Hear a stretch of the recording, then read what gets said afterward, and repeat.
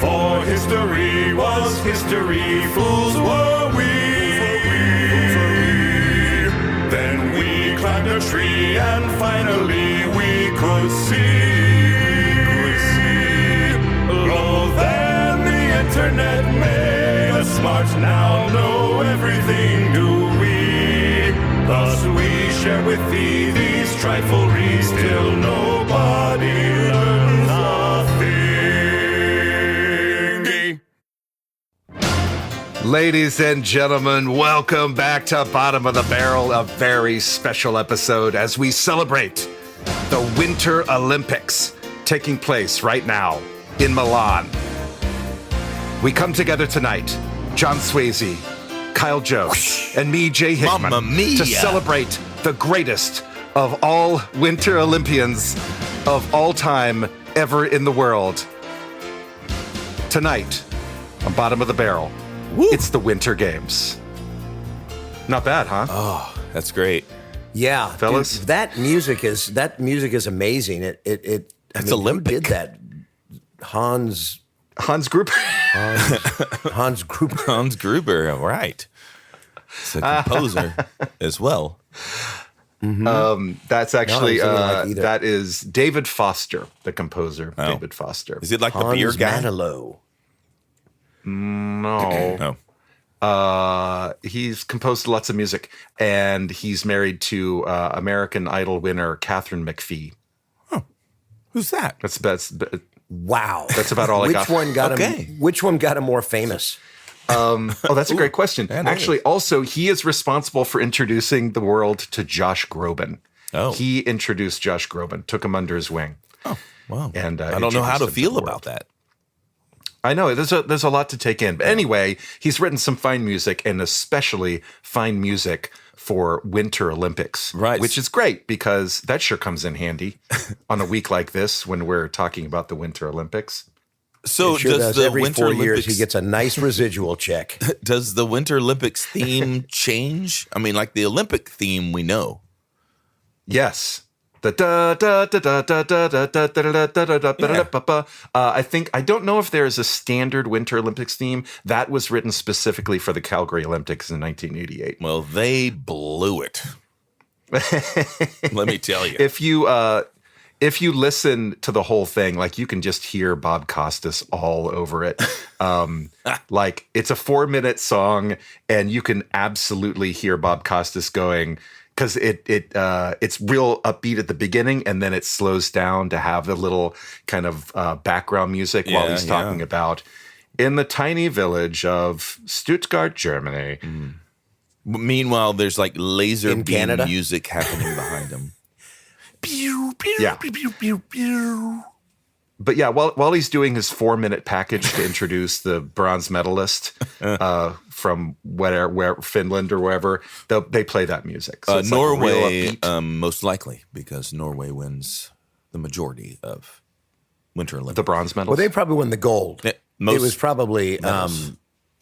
the bronze probably went to like some Caribbean country. the Jamaican are we going to bobsled talk team. about the Jamaica. Jamaican We're bobsled going to team? jump right there. No. already? I'm Cool talking about running? the St. Croix, the St. Croix Figure skaters? figure skating. Yeah. So as we were getting ready for this very special episode, played right in the middle of the Winter Olympics, Yes. we discussed a little bit our fine preparation, just in bottom of the barrel fashion, just the great job we always do getting ready for new topics like this. And so I liken the work we did to being almost as prepared as the U.S. hockey team was in 1980 when they did an exhibition game against the Russian team right before 3 days before opening ceremonies in Madison Square Garden. About that level of preparedness. Right. They and did- what happened P.S. in that game? Yeah. They didn't do very well. Yeah. It was later They, later that the good stuff happened. But they came back. Though they came And back made a movie. they came back real strong. Yeah. But that moment is featured in the film Miracle, starring Kurt Russell.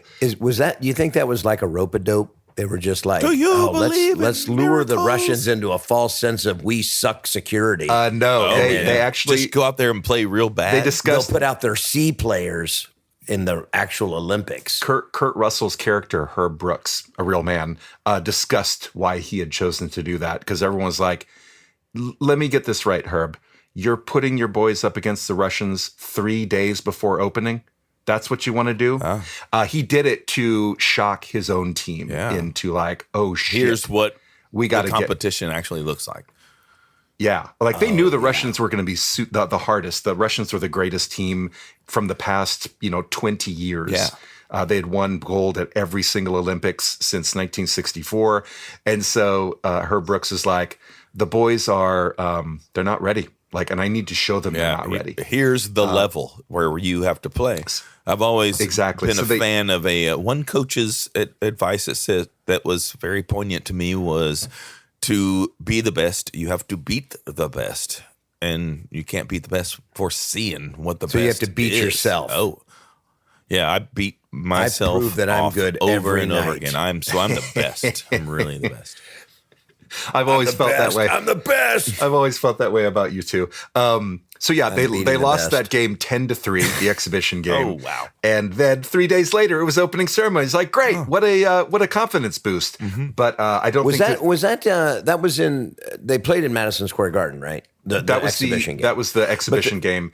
Because the whirlwinds, those were played in Lake Placid. Was it? Yes, Lake Placid? so it wasn't too far away. Both teams were in town, so it was convenient to both of them. Sounds more like a money grab to me. Oh, I could see that. We're not really making a whole lot of the Olympics. Let's go ahead and throw an exhibition game and sell tickets. I don't know. All of the boys would have been amateur players, so I don't think they would be allowed to have any of it. Oh yeah, Somebody especially was back making then. the scratch. That was the whole point. Somebody was making money. People were getting. Yeah, but it's not a spoiler to let you know. They ended up doing very well for themselves. They acquitted themselves nicely during the 13th. For those Olympic who believe Winter in Games. miracles, They won the gold. Yeah, they sure did. and Kurt Russell. Mm-hmm. They won gold and Kurt Russell. Yeah. Most important of all, they won Kurt Burton. Russell. R.J. McReady, Snake Plissken, for God's sakes. Wyatt Earp. Would you mind? Like I have a couple things to contribute tonight. This is my having dutifully watched Miracle last week in preparation was one of them. Fantastic. If you wouldn't mind, I have a little something I can share from the film. A little highlight. This is perfect for those listening on radio. By the way, you'll want to watch. Jay this. has taken off his shirt. You want to subscribe to our Patreon and get access to the video. Is what you want to do. I'm not going to show anything. I'm going to recite a little something right before the game against the Russians. Are you performing? Yeah, I guess you could call it that. Oh, wow. Okay. Right before the game against the Russians, the big one, the one that was actually not the gold medal game. They had to. Playing against the Russians was going to put them in contention for the top three. Kurt Russell strides into the locker room, pauses. Yeah, he's the coach, right? Yeah, he plays Herb Brooks, the coach of the U.S. hockey team. He goes, "Great moments are born from great opportunity. And that's what you have here tonight, boys. That's what you've earned here tonight. One game. If we played them 10 times, they might win 9. But not this game. Not tonight. Tonight, we skate with them. Tonight, we stay with them. And we shut them down because we can. Tonight, we are the greatest hockey team in the world. You were born to be hockey players, every one of you. And you were meant to be here tonight. This is your time. Their time is done. It's over. I'm sick and tired of hearing about what a great hockey team the Soviets have. Screw them. This is your time. Now go out there and take it." You see this gold watch? This gold watch costs more than your car. It sounded like a speech from Glengarry Glen Ross. Leads? You don't deserve leads, because leads are for winners. Right. You win this game, you win gold. Second place is a set of steak knives. Third place is an exhibition game at Madison Square Garden. And they all got third. Well, that was pretty good. Anyway, that is my daughter's favorite movie. She loves that movie to death. Really? She and it's because I've never seen it.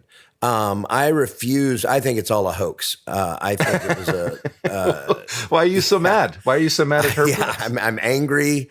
Bigfoot. We did a whole show on hoaxes. I can't believe we glossed over that whole Olympic gold thing. It was the moon landing.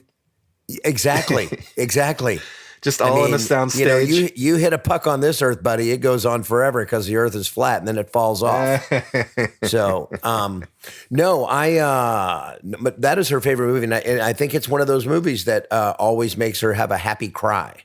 It's one of those, it's got the Rocky moment. Oh, absolutely. I mean, Yeah. I guess they probably didn't have licensing for Eye of the Tiger, but you felt Eye of the Tiger all the way through. Like, it was dynamite. Sure. That was Eye of the Tiger is as the song of that decade, I think, of the early You're quite 80s. right. That's a good point. It was everything. I mean, it was not just win in the ring. It was win on the ice, win in the rink, and beat the Russians and win the Cold War song, Exactly. You're absolutely right. It was, they talk about this in the film, was that this was more than just a game. Like, America needed this. What was going on with global politics at the time, like the Iran hostage crisis had just started, like 2 months before the Olympics. That was our original just whole national defense position was, guys, we are losing on every front. We got to win this hockey game. That'll show them. Put us back on the world stage. If we can win the hockey game, buddy, it will shut Russia down. Yeah, people will start respecting this country again, and it worked too. Yeah, you remember that? So, man. Yeah. Remember the 80s, the best decade any of us have ever lived through? That's why. You win on the ice, the wall comes down. So, guess what happened? So the director of this film is Gavin O'Connor, who is most famous for The Accountant with Ben Affleck. Oh, yeah. Ben Affleck plays a real accountant and a hitman. So this is that director, but he did Miracle in 2004, and in a little making of vignette, he talked about putting the team together. Like, he was like, so casting for this film, I had two choices. I could get actors and teach them how to play hockey, or I could get hockey players and teach them how to act. What would you guess he did, John Swayze? I'm going to have to go with he got actors and taught them how to skate. Wow. But I've not seen it, so I don't know. I'm just going with the whole Kurt Russell thing. Yeah. He hired at least one actor. Yes, he did at least hire one actor. He chose to hire hockey players to fill out the team and taught them how to act, because any chimpanzee can do what we do. But it's years of training to be at Olympic level hockey playing. Well, that's true. That's true. There was one actor on the team, or one of the cast members was originally an actor, not a hockey player, a gentleman named Eddie Cahill. You would know him if you saw him. Dashingly handsome. He played Jim Craig, the goalie, because he didn't have to do much skating. He's just standing in front of the net. There. Yeah, and you could always put in a goalie stand-in, because he's all masked up. You can't really see him. Yeah. So there are some the only good one you'd skaters recognize. There are some actors that are a good skater. Steve Carell apparently is a very good skater. How would a person know that based on his work? Like, can you name a show or movie? Kyle, you've seen Steve Carell skate. No, I wasn't invited to the same party you were. I also have not seen him skate. Has he played a role that featured this talent of his? He did in The Office. There was several episodes where they show him and his skating prowess. He's cool. Very, very good. And there's a couple other actors that in fact, I thought Ben Affleck was one, actually, when you mentioned Ben Affleck and The Accountant. I thought it was Ben Affleck, the accountant skater. The skating accountant. Right. Wasn't not Billy Madison, Happy Gilmore? Wasn't old... I think, yes. I think Sandler's knew how to skate. And Happy is a hockey player. So is Michael Myers. He's a good skater.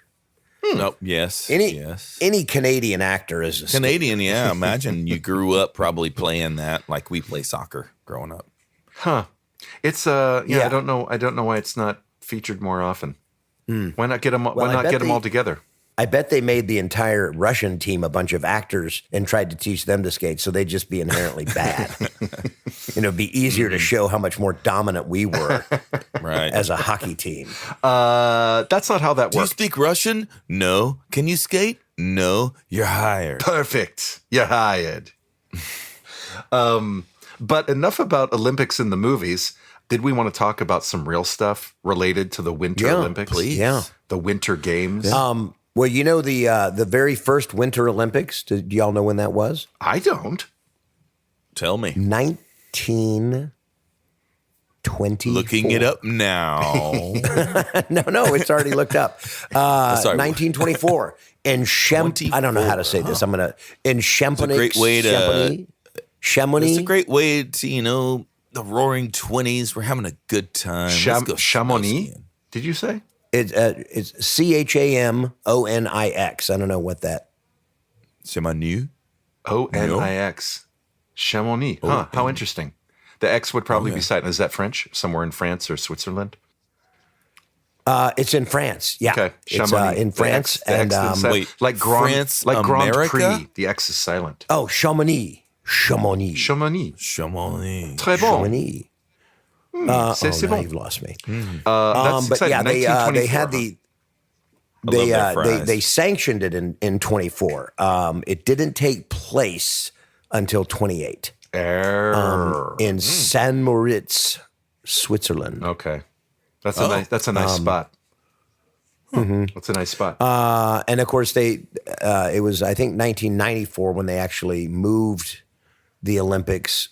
They split the them. stagger. It used to be to the off you would year. have the winter in the winter and the summer would be in the summer. Every 2 years now you get every 2 years. Now it's every Olympics 2 of years. one. There's a summer or a winter. That split was in 94. 94. Okay, yes. that's adding the up year for of me. the big Olympic split. Because the Miracle on Ice was in 1980. That was the 13th games. 4 times 13 is 52. 52. Quit mathing. No one asked for that. Yeah, so that's about right. Yeah, that's about because 1928 plus 52. 28 was the very first one. Yeah, spot on. Wow, it adds up. Verified. Math done. Wins again. Damn, Kyle. I wasn't going to verify. Thank you, Dr. I was just Arithmetic. going to take your word. Kyle is always our default. I was told there would be no math guy. I was so ready to say it. Just one. It's a simple 1928 plus 52. Real easy. That's it. That's the only math I'm doing. I need to make an announcement here early because you guys need to understand what has happened and where I am in my life at this particular moment. This is kind of deep. I was coming in hot. Here, let me take tonight. Hold on, let me take my shirt off. You already did that, Jay. Is that another shirt with just? That's layers. Okay. Layers. I got to get comfortable. Jay shaved his chest. I didn't know he had a shirt that looked like a man without a shirt on. That's pretty cool. Please, Kyle. I'm so sorry. Go ahead. I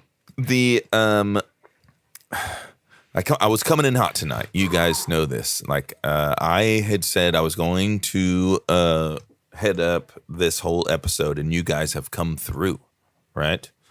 Yeah. And picked up the slack because I was woefully ill prepared. But I want you to know what has happened. What happened was there is doo-doo water billowing up through the neighborhood. Oh, that does seem bad. Yeah. So I have been, you can see by my hair here, this isn't like styling gel.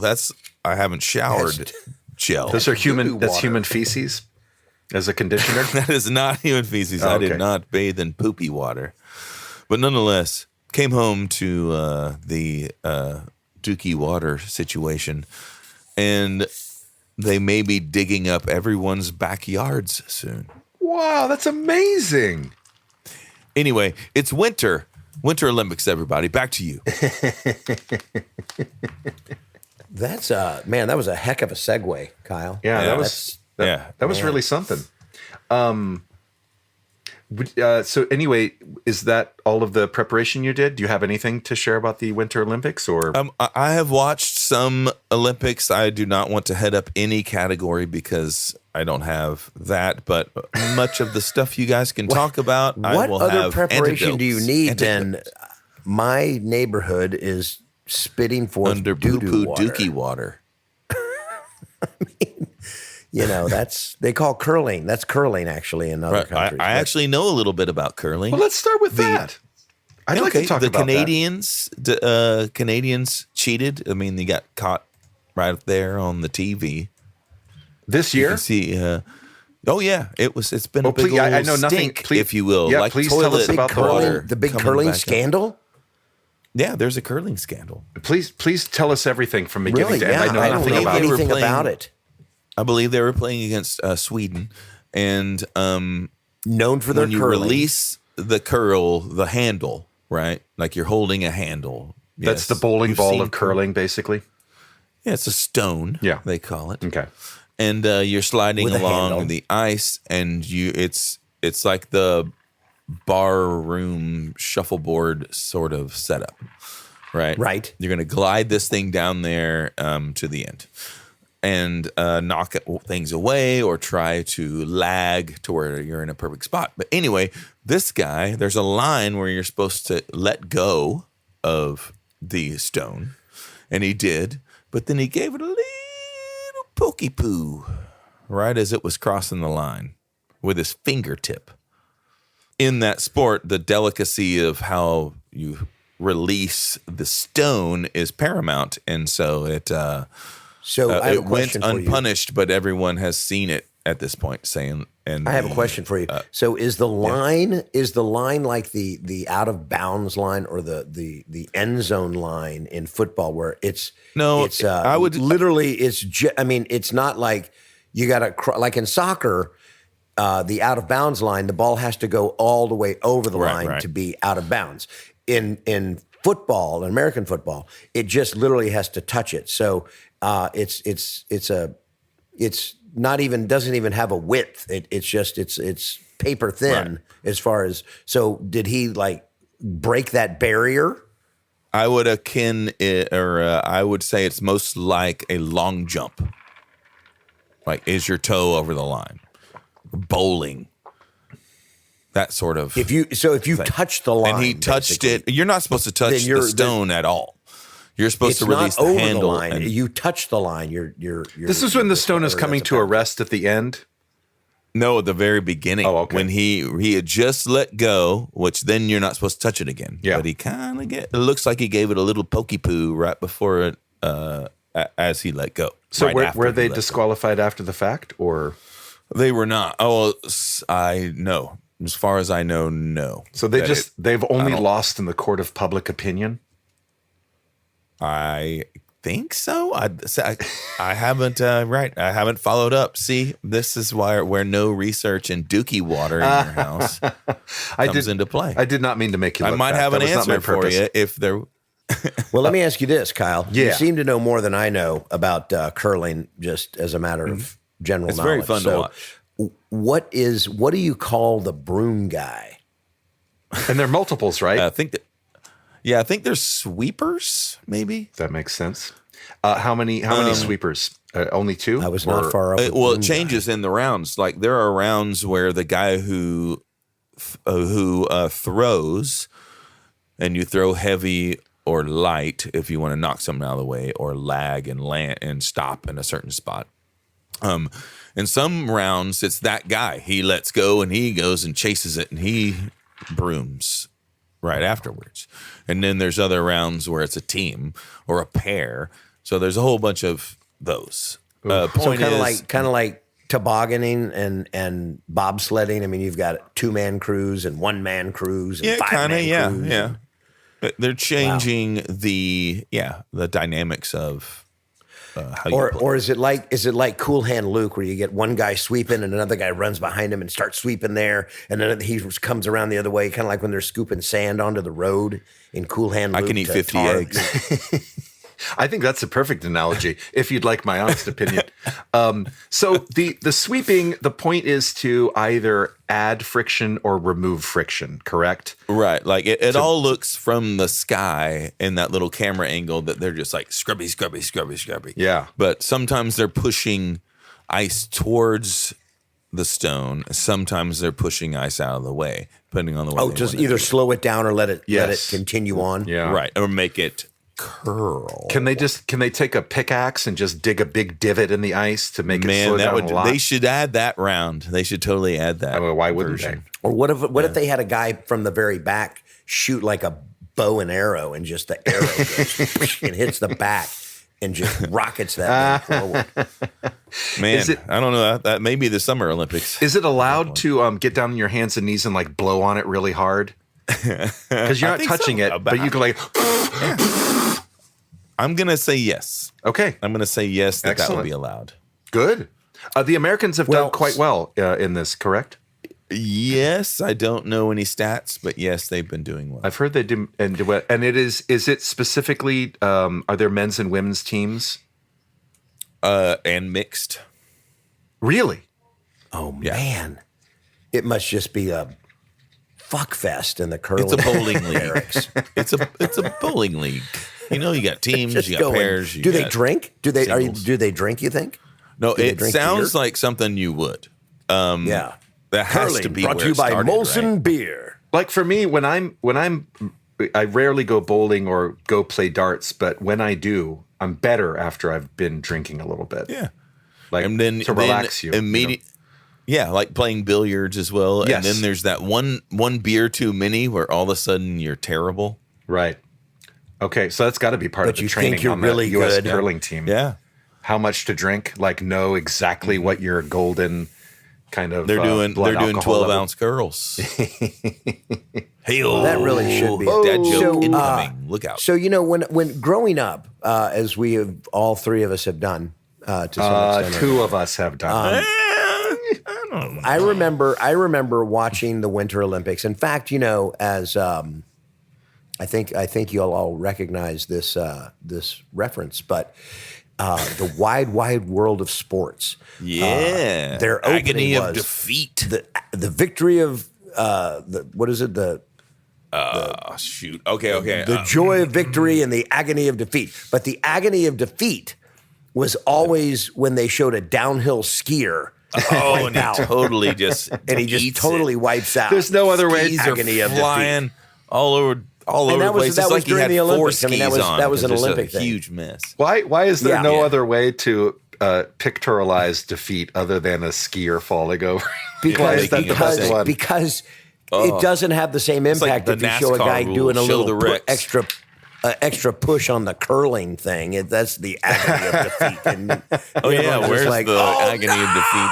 Yeah, no one could tell what victory or defeat looks like in curling. Like that all looks the same to me. Exactly. Did he win? No, he came in dead last. Wow, it looked the same as the guy that won. So I don't. What I was going with that big though is bloody mess at the end of his. I remember as a kid, like watching the Olympics, like watching the Winter Olympics, like, here, all right, this is cool. And man, I didn't even realize the Olympics were going on this year. Oh no. And what an asshole. I'm watching the TV. I was watching the Super Bowl, and then suddenly the Super Bowl's over and they're showing skiing or something. And I just thought, oh, this must be a qualification round for the Olympics. I didn't realize the Olympics started. I thought, why would you start the Olympics during the Super Bowl? I mean, that's just bad planning. Because Italy doesn't have a Super Bowl. Well, I don't care. Because it's not all about you. Did you think about that? TV. They aren't all Vinatieri. So I'm interested in two things about curling, which is the co-ed team. Like that's rare, if not completely unique to that sport, right? Are there other Olympic sports that have co-ed teams? Like, if so, not question. Many, right? Like figure skating, obviously. Cross country skiing. But like, if it's a team sport, other than figure skating, the pairs. That obviously needs to be co-ed, but like there's no co-ed bobsled, or I don't know what other team. There aren't that many other team sports. The luge, right? Yeah. Well, there'd be no co-ed luge team. It's just one person. Isn't there a two-person luge, or is that two-person? There's a two-person luge. It looks really disturbing and quite. That's why it's not co-ed, because they would never get them off the luge. I think they could be extra aerodynamic. Come on. I mean, they could really aerodynamically speaking, you're fitting very well, but you have to. Yeah, there has to be a perfect fit. And once you find that perfect fit, you never want to let go of it. Yeah. And then there would be men's and women's skeleton. You know what skeleton is, right? Face first. Yeah. You know how that would lay out. Badly. Oh, yeah. Ooh, yeah. I mean, perfectly. And so the other thing, luge. The other thing about curling is, like, it's a sport that nobody plays at home for fun. Like, I think you would. I think if there was like a league, I mean, we can't do it here. I'd play that because it seems like a drinking game sport. But I mean, I just like the fact no matter where we go with this, it comes back to curling. This is my last curling thing. I just it's it's not. No, I will. No, it's and not. I'm gonna drag you right back in. I'm gonna drag you back in, guys. man, this is the screaming. only topic Kyle prepared for, so we're gonna talk about it a lot. I know some other things about Winter Olympics, but I doubt it. Anyway, curling is interesting to me because it's like, even in Houston, Texas, which is a hot climate, we do have an ice skating rink. Like, you can go ice skating, but there's no place to just go play amateur or casual curling. Like, it's just not that's a thing. why we developed honky tonks and did it on wooden tables. Kyle, you had a thought. Yeah. Yes. I don't know about it now, but when I was working in advertising and curling kind of became a thing at that time, I'm going to say like the 2010 or 12. When was there? What you can do the math on when that Olympics was. Kyle doesn't do math. I got it. It showed up. The most common time that it was played was like right at lunch, and so people got into it because people were in their break rooms and in their restaurants and stuff, and people started watching curling that year, and everyone got into it. And there was a league in Galveston, Texas, that was, or at the mall is where they played, of course. Yeah. That you could go curl in Gulf Coast. I don't Texas. know. It strikes me as less accessible than going ice skating or going skiing. Absolutely. Like, you can do some. Well, you need it's got to be a lot cheaper. I mean, that's probably true. You could go to the ice rink at the mall, and we're gonna have a curling tournament. The stones would have to be the most expensive part, right? Other than renting out a. And why are they called stones? Was it originally done with actual stones? They are made out of stone still, John Swayze. Have you not watched any of this curling at all? I'm usually busy at lunch. I don't. I don't have a chance. To turn on the TV. What kind of stone, Kyle Jones? Is it marble, granite? It looks granite. Onyx. That would be a nice choice. It's silver, white, black, speckledy. Reminds me of granite. Would you be allowed to pick different stones if that benefits you and your team? Like, can I show up with a sapphire stone? Would that be allowed? They all seem. I think they all have to use the same stone. Is the stone made? Yeah. Hang on. Is the stone made like? Is it like baseball mud, where the mud comes from the same river for all the baseballs that are ever made? It could be the same quarry has the same stone. It has to come from there. Otherwise, it's not. It has to come from the Champagne region of France. Otherwise, it's not allowed. I'm just going to say yes. It has to come from Kentucky. That would be awesome. Otherwise, it's not bourbon stone. Yeah, it's this meteorite that fell to Earth some 20 million years ago. Yeah, it has to come specifically from the Roquefort caves in France. Otherwise, it doesn't qualify. That's not real. That's not real curling. I mean, so as an average schmo, any of us can go to our local sports bar and there's a shuffleboard And this is not the one with the stick. It's the one that has the waist level long table. The sand They also call that shuffleboard, right? Like that would scratch your itch, right? For curling, if you love curling more than anything. That's the same. Except what you can't do, you can't push the disc down the shuffleboard and then have guys going on the sawdust. I don't know. Who says no? That's true. Like maybe you could. I would love to invent some little brooms to do sweeping for that bar room shuffleboard. Like that would be nice. Mm-hmm. Guys, are we busy? Could we? I only know of one place. There's 3 of us. It's a perfect team size. Like one guy to push the stone, 2 sweepers with tiny little brooms. Yeah, well, you can only have one sweeper. Look, I'm totally ready to play this with you. The tables are always against a wall. Those tables are fewer and fewer. Is it? Yeah. I haven't seen. I know of one place. You know why? Now. You know why? Because it's like darts at a pub. They no longer have real darts. They have those stupid plastic darts with the plastic. Oh, no. Because they think somebody's going to hurt somebody with them. And I think it's the same with shuffleboard. They think you're going to get drunk and just go, you know what, I had enough of your bullshit, and pick it up and just throw it at somebody. Having the table right next to the wall will prevent that, you think? Well, at least a third of the club.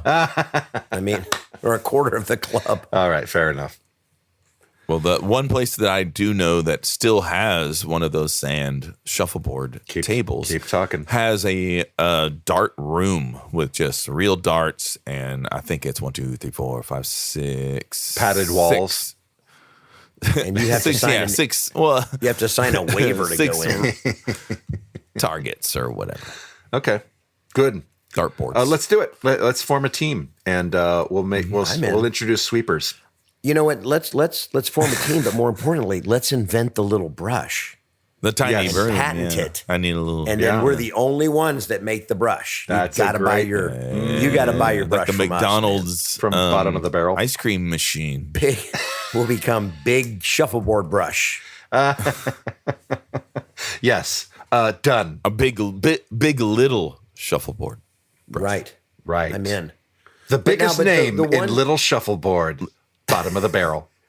But the one that they play like on ships and stuff, with the stick. That's a little different though, right? I mean, that's not absolutely. really. Yeah. But same basic premise, right? Concept. And you know what? I've been on 2 cruises, and that first cruise, that was my goal. I was like going, I get to play freaking shuffleboard on the Lido deck. There's no shuffleboard on the cruises. What's their problem? Oh, it wasn't there? Get yourself a fruity drink from Isaac and play some shuffleboard on the Lido deck. Of having courtey of Julie. What is the deal with cruises with no shuffleboard? Oh, speaking of Dookie water, that's something that's weird. We were not about actually talking about that. We were talking about shuffleboard. The cruise is you have to have that question. Where does all the poop go, guys? That's what you thought when you went on the cruise? That's what when that was your It's like an airplane, Kyle. When it smelled like Dookie water. What's happening tanks. in my yard right now? It reminds me of the smell that always kind of lingers if you're in the wrong part of a cruise ship. I don't. They keep them at tanks. They don't like just release it into the ocean. If that's what you're thinking. I know. The smell is there. They pack it in and pack it out. American people know it. Bob Dole knows it. The cruise ships I've been on, we've been on different cruise lines, I think. Kyle, I'm sorry. I can talk to you offline. Hey, Kyle, just so you know, the Intercoastal Waterway is not really a cruise line area. We were delivering these bananas to the factory. So anyway, I was on the Buffalo Bayou cruise, and it was stinkier than I was used to, but still kind of fun. Alrighty, time for a break. We'll be right back after a word from our sponsor. Sponsor? We have a sponsor? This ought to be good. Hey, you over there. Who, me? Yeah, you, the fella just having a good time living his life. Is that your home? Why, yes, it is my home. Is that a concrete foundation I see there? Huh? Oh, it sure is. Well, did you know that over time, the very ground beneath your home can shift and move around? Sinkholes are happening all over the earth. Oh, gosh. What does that mean for me? Great question. It means you need to protect yourself from what we like to call foundation failure. Foundation failure? That sounds serious. Oh, it is, my friend. And most recently, foundation failure has been scientifically proven to be the #1 leading cause of foundation failure. Go, no. Well, what can I do to protect myself? I'm so glad you asked that question. You're a smart guy, right? Huh? Well, as a smart guy, you know you shouldn't just wait for something as potentially catastrophic as foundation failure to destroy your home and financially ruin you and your family. You are a family man, right? Well, yeah. I thought so. A smart homeowner family man like you knows that foundation failure is the invisible threat lurking right beneath our very feet, and you gotta protect yourself. Yeah, I sure do. See, I told you you're a smart fella. Well, I come with great news, good buddy. Right now, I can get you and your entire family home protected for cheaper than ever before. Go, wow. Thanks to recent changes in the market, for the first time ever, I can personally get you full foundation failure protection for just $200 a month. Go, I don't know.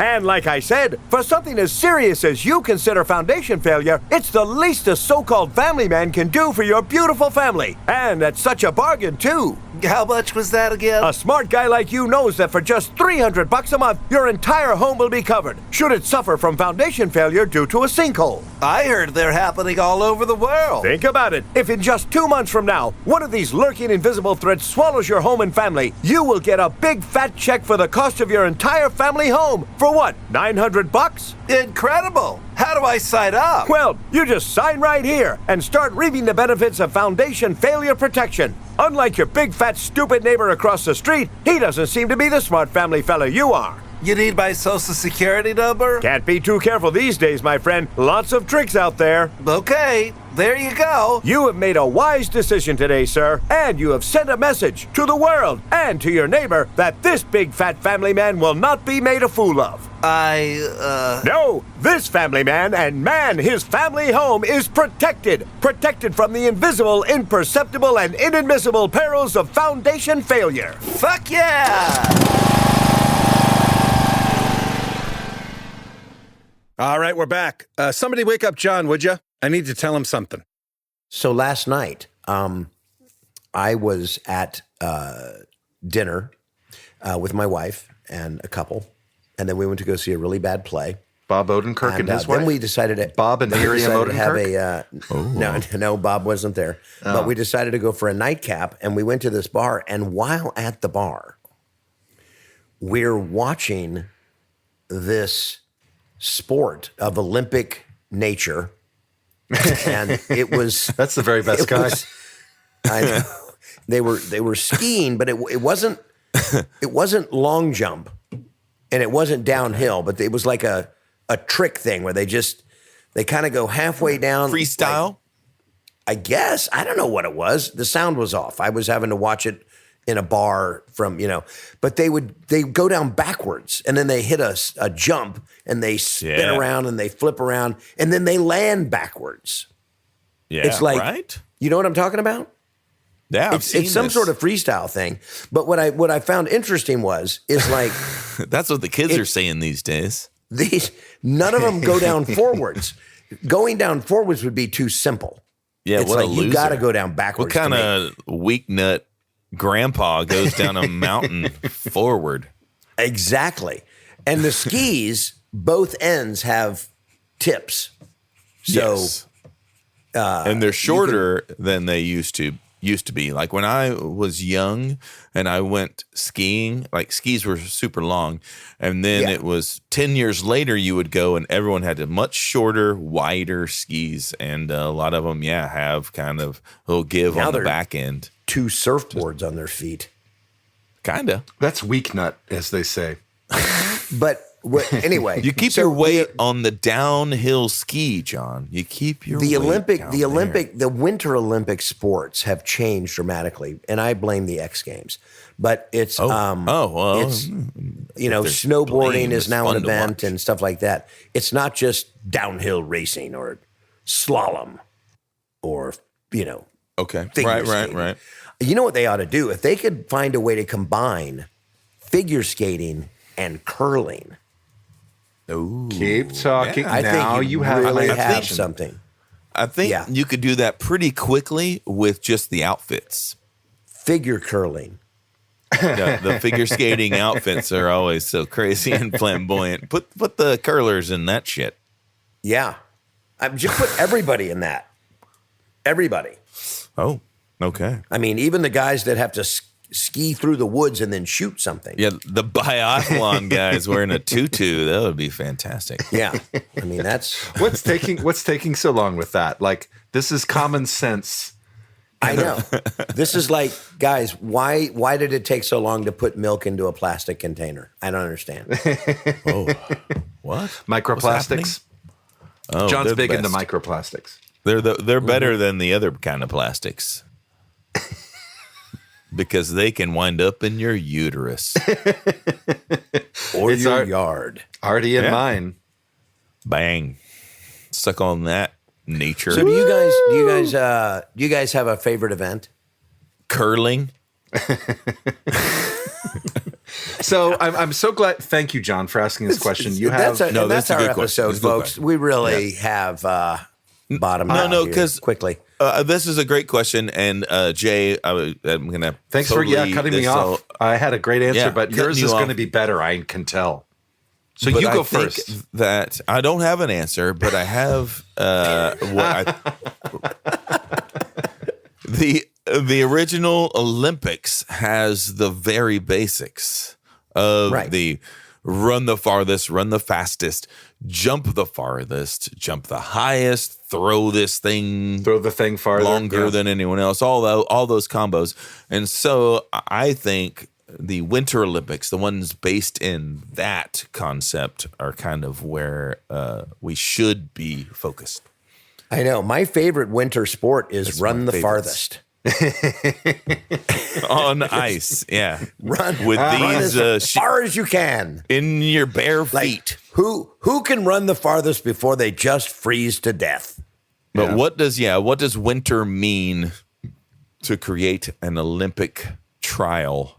How do you survive winter as a human Well, versus Deep Throat says follow the money. So to answer your question, John, not to get us too off topic, my thought on the Olympics has always been, to Kyle's point, like the original Olympics was run the fastest, throw the farthest, jump the farthest. For me, watching any Olympics, summer or winter, I'm most impressed by the things that there is no way in hell I could do it. Like when I'm watching the, the sprints or the long distance running, I'd be like, well, I know how to run.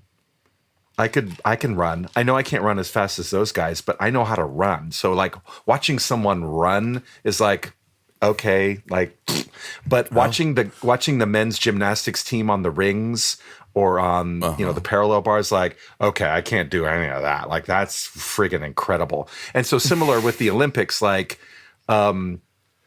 skiing, or cross-country skiing, like, okay, like, great, neat. But figure skating... hard to televise and that's just between them. That's almost man versus nature and himself. Yeah. The biathletes, like, you're skiing and shooting, like, okay, I've done both those things. It's, like, not that impressive. But if you're on it's a figure skating and you're doing the triple Lindy and like, okay, now that, woo, okay. Yeah. That's impressive. Yeah. So it's to answer your question, John, the events like that are people doing like things that in no way in God's green earth I could do. I can't even afford a bobsled. And or that look, track. I'm not taking anything away from somebody that can do like a triple axle flip pipe, whatever, Flip pipe, yeah. The flip pipe is the best The one. flip they're the pipe best. is really, Those are but awesome. what I find it interesting, like, because Kyle, to your point, when you're talking about like, so the original Olympics were like from the Greeks, right? And they were like, who can run the fastest? Who can throw this spear the farthest and sling this thing the far, whatever. That's all cool. So I don't know though how Olympics, if that was developed in Greece where they didn't have snow, but in the Winter Olympics were developed in like in Scandinavia. So why didn't they do things? Why isn't it things like what Vikings would do, like axe throwing and the original Winter Olympics should have been like, raping and pillaging. That's what we're going to do. Because those are the I got countries. 3 rapes and 4 pillages. I win. You didn't. Exactly. They had that in the 1924 Olympics. I thought you would have uncovered that. They phased it out over the 30s. They did quickly. The I think not one go of the over most because I They gave it a disagree try. with Jay. I do disagree with Jay and just what attracts me to it. In that A dangerous game, Kyle Jones. Watching someone run fast, we can all do. Everyone can do that, and only one person can be the absolutely fastest person. And so I appreciate that. And so I think the closest thing on in the Winter Olympics to just basic things are the speed skating and the downhill. Just get down the mountain the fastest. It's the same course for everybody. Yeah. Get down to the bottom faster than anyone else. And then on the speed skating, it is a distance and how fast can you do it.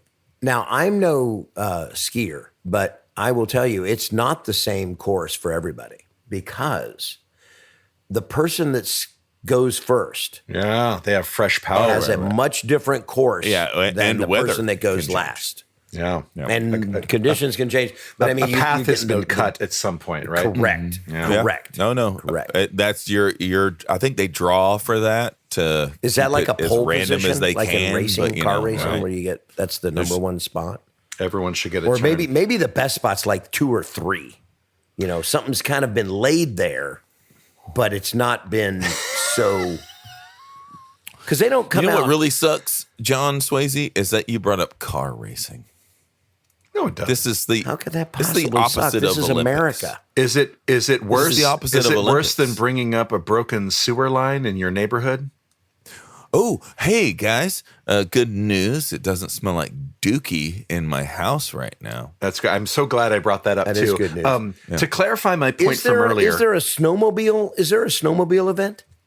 Yeah, I don't think so. Oh, yeah, right. Exactly, because it's the machine, not the athlete. Right. It's got to be powered by human strength and endurance.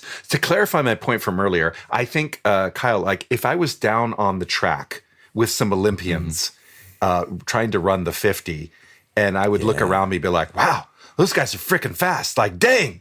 Woo! But as a spectator sitting at home watching guys or ladies that are all kind of in the same playing field, like these are all the fastest people of their countries, and they're all going to keep pace with each other pretty good. And someone has a photo finish, and the difference is like a millisecond. Yeah, like watching those people run together very fast. I'm like, okay, they're running. You know what they like should me. have?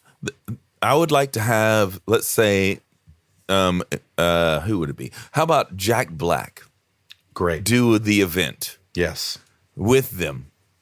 Or name your favorite normal guy. They have done this, not with a I want to celebrity. see it. Although go to I don't know if you've heard of YouTube.com. There are Wait a videos second. that will. How do you spell that? It's brand new. It's the letter U and then tube.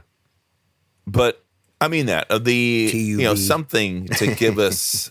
But you're right, Jay. It's harder to gauge how fast these guys are going. Right.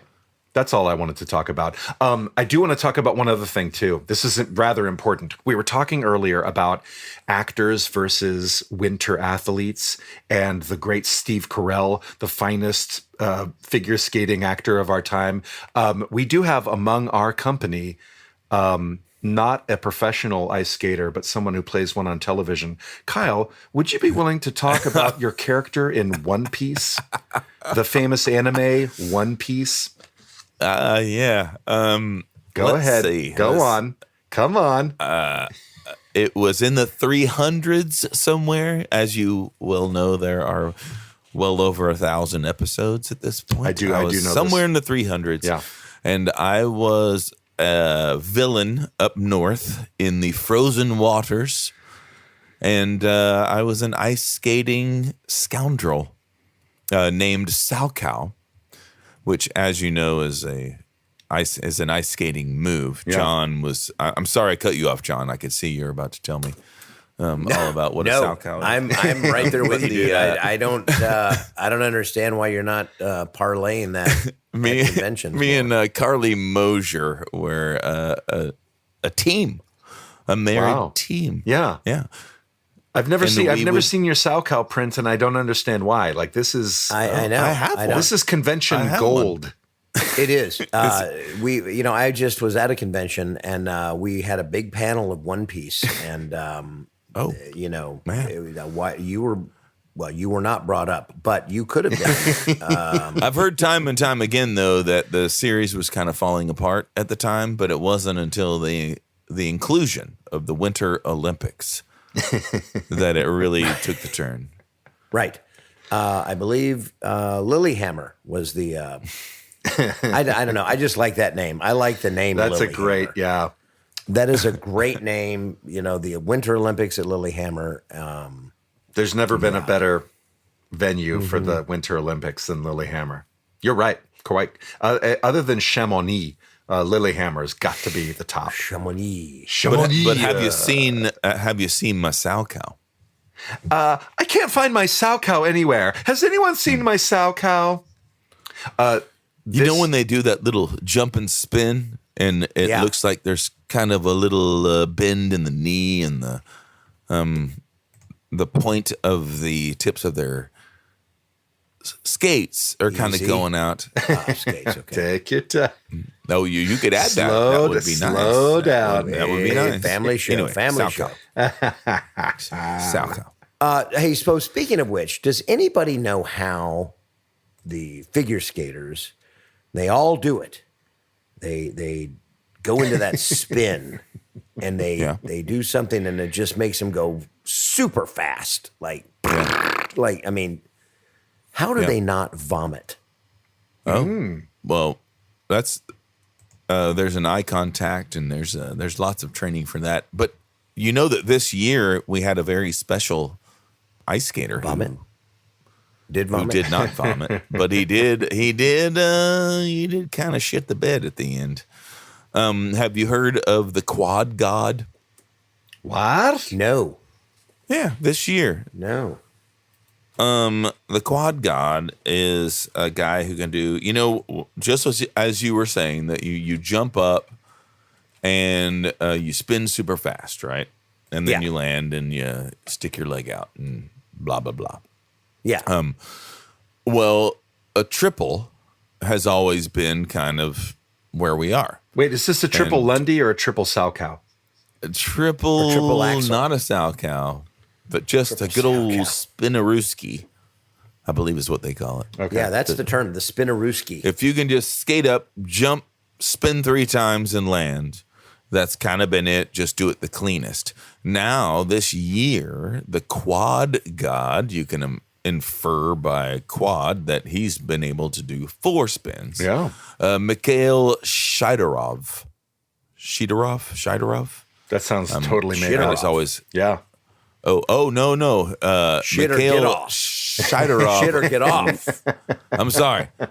I'm leading y'all down the wrong. But that was the guy who ended up winning, not the Quad God, which is Ilya is his name. Ilya Malenin. Yeah, so I'm so glad you brought up Ilya Malenin because he was this Olympics' biggest heartbreak. Oh, like he's been greatest heartbreak. He has been regarded as the greatest figure skater of all time in history. Yeah, he's just skating around Is doing he like the quads pole vaulter this that, whole that time. knocked over the pole with his wang? That's a summer Olympics challenge. I know, but wouldn't that have been something like he tried to do it 4 times? The Winter with his Olympics dick version down of in the that way? guy that knocked the pole off with his wang. No, I don't He went know up for the size a wang. jump of 4 spins, and his wanker just threw him off balance. It got out of control and changed that centrifugal force. Started to wobble. I was not He's getting laid in Olympic Village. Apparently, everyone is. They ran out of condoms like 3 days in. Yeah, he won gold in the Olympic Village co-ed dorm room. So he won chlamydia. Ilya, this did not come up as part of my research. I was just having a casual conversation with a friendly person I know who was like, "Oh, did you see about Ilya?" I'm like, "I don't know what you're talking about." Oh my God, Ilya is like the greatest figure skater in history. Like he could do anything. And people were so excited about his run in the Olympics, and then he fell twice during his routine and he's completely out. And it's just like incredible heartbreak. But the good news is he's only 20 years old. So he'll be back in 2030. Right. Don't you worry. I'm like, oh, thank you. Like, what a load off. Ooh, okay. So like he's I'll not be going to waiting get anything. for the next 4 years. He's not going to get an Olympic medal at all. No, he placed like 8th, I think, because of his double fall. But he's the quad god, right? Yeah, the quad god, exactly. What's the gal who was with Johnny Depp that turned into a big lawsuit? Amber Heard? Amber Heard. Yeah, so now Amber Heard and Ilya, the quad god, have something very important in common. Keep talking. They both shit the bed. Oh, no. Wow. I'm reflexively clapping for that, but I don't mean to. I'm not proud of that. I'm not proud of an you. hour into the podcast, and now that's where my house we land. At one point today smelled like Dookie. It's on my brain. Now I get the reference. Okay. Yeah. Well, also, Dookie water. Amber Heard is known to be a huge fan of curling.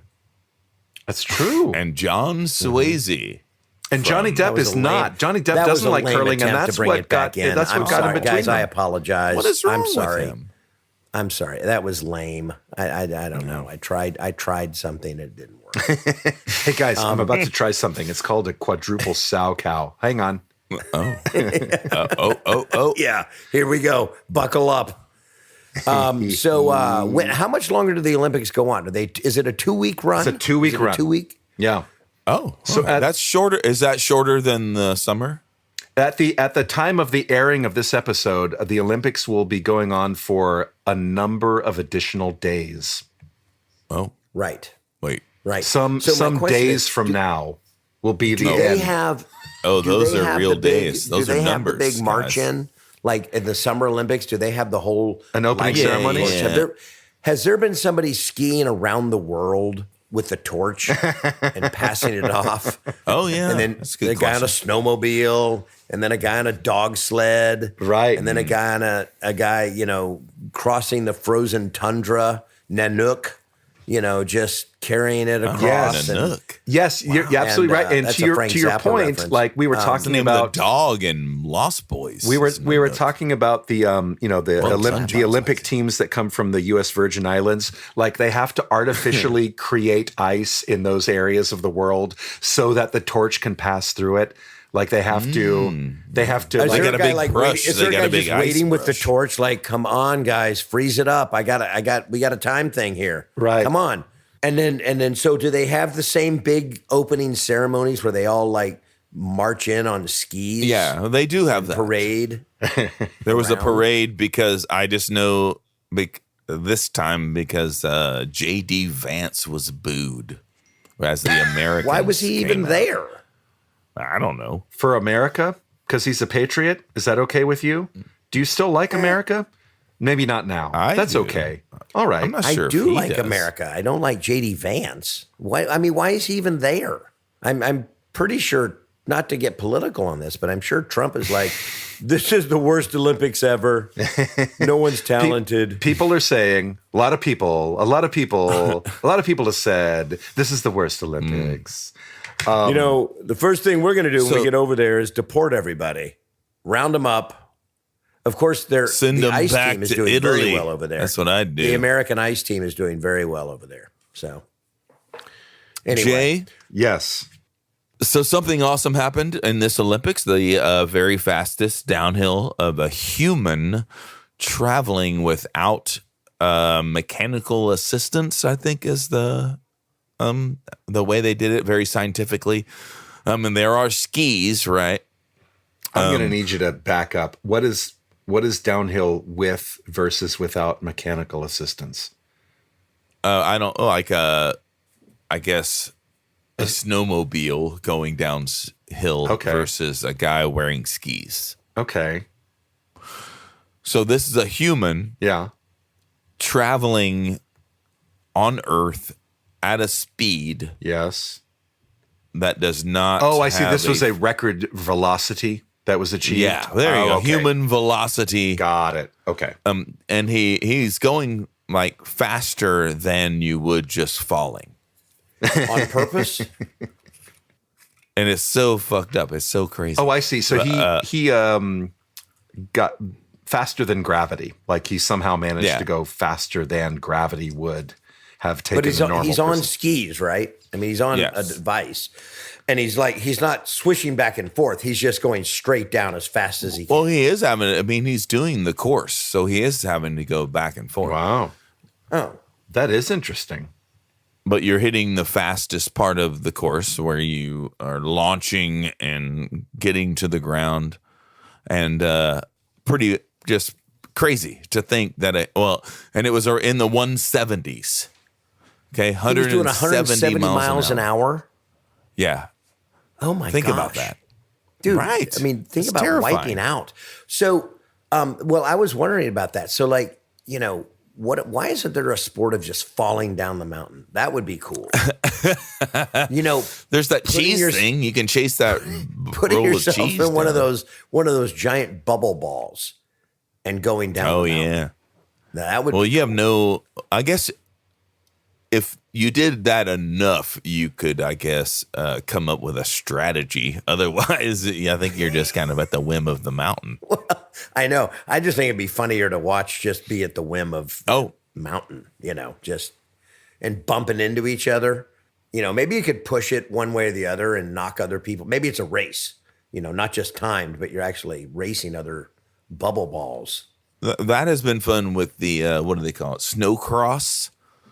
So think of like a, whether it's snowboarders or skiers going down a course, but you put 5 of them in there all together. And then it's a race and you're jockeying for position in all these tight turns. And those have been very fun. I think the snow cross. That's new, right? Snowboarders going down a course with one another, trying to jockey for position. But they're literally racing against each other. They're not just not a time. It's not two guys on an identical course. Right. I mean, it's more like stock car racing where they can cut in front of each other and cut each other off. It's not 1 and 2. It's more like the speed skating, the groups, the short track stuff that Anton Ono did, which we haven't even gotten into that business yet. Well, one of the things, I mean, you brought up speed skating, but I've always thought one of the coolest things, I just remember watching as a kid, one of the coolest things about watching speed skaters is their thighs were huge. Yeah. Right. It was like that, man, that guy's got big legs. There was one particular American male speed skater who had the Apollo Anton Ono. No, from the 80s. Before Apollo. Before Apollo's day. I mean, no shade on Apollo Anton Ono, who is an amazing athlete, but somebody before that, Scott something. Scott Hamilton. Yeah, that's it. Come on. He had a quick little stint. It was winning all the races and decided to put some art on it. Well, hey, so is that a thing? Is doping a thing for the Winter Olympics? You don't ever hear about doping in the Winter Olympics. That's true. Oh, interesting. The all-steroid Olympics. Yeah, like, man, some sort of fish paralyzer. That guy skied faster than anyone. Yeah, or I wonder how. Can they do something to their skis? Oh, well, something about the speed guys. A lot of that short track thing is they don't just start and go as fast as they can. They kind of lollygag for a bit.